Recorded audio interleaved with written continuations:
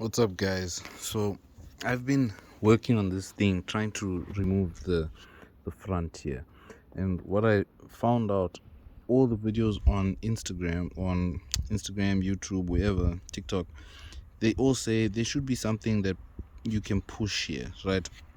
However, after looking and looking and looking, there's nothing.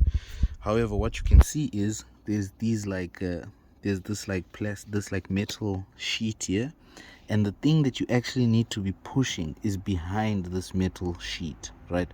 So you can see the metal sheet. Let me try to focus there, right? The thing you need to be pushing is actually behind that metal thingy.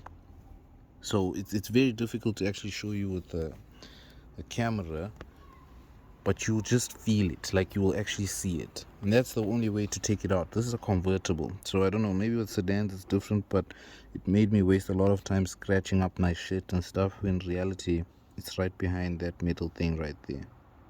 Hope this helps somebody, because this was what I needed.